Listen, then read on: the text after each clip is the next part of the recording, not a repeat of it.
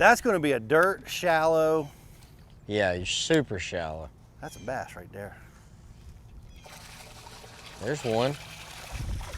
Hey now, I'm on the board, almost. You about swallowed that, let him have it so long. Get in here with us. Got him. Pretty fish. That is, fish is ready. Pete gets to go fishing. Well, I appreciate you letting me fish out of the Carhartt boat here on Toledo Bend. Sure beats the snow and ice back in New Jersey right now. My partner in the Bass University is world renowned for his reaction to that type of situation. But he kind of channels it as kind of a motivator a little bit too. Well, that's what I think. You know, like it depends on your personality. Like Kevin's personality is what it is. Oh, there's another big one. How big's that one? About the same. Come on. I'm stuck. I'm stuck. You're on your own. Oh, he's coming. He's getting closer. He's getting closer. I got to come back here with the camera. Fishing in the middle of the woods. Come on. Almost there. Almost gotcha. Oh, my line broke. And I got him. Or it popped out. Oh. Just caught him. Wow.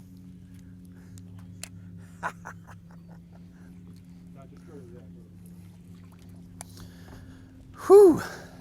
How awesome is that? That is another chunk, man. Another nice one. There's something about yanking a fish out of thick cover with heavy line. There's also something about having light line and just...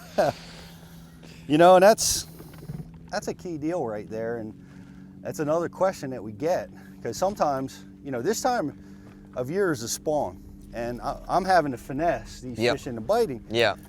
But they're getting a lot of pressure and a lot of things. You know, they're not really trying to eat. They just want something really light.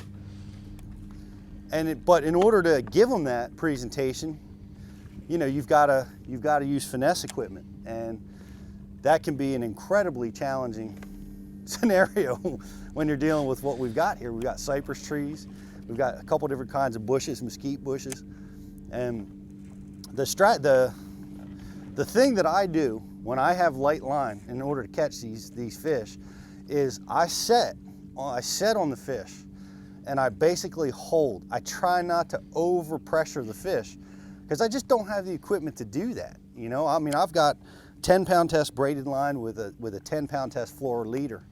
Now I could even probably upgrade this leader to 12 or 16-pound test, and that might help me a little bit, but I'm still gonna be dealing with a softer rod, and you're not gonna be able to manhandle these fish. So I find it much more consistent to set and hold and slowly allow that fish you play that fish, you tire them out, and you slowly bring that fish to the boat.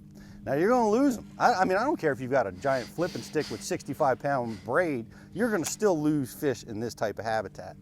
So mentally, you've got to prepare yourself that some of these fish are gonna get off.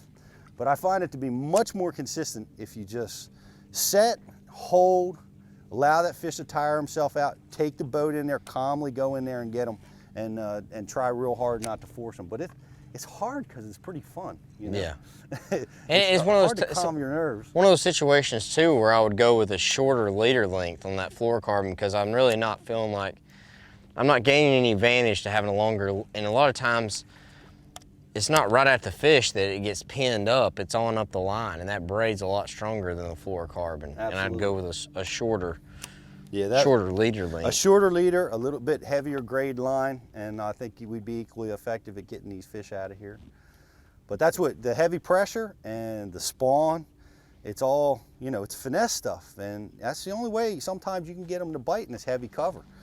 But just grab and hold.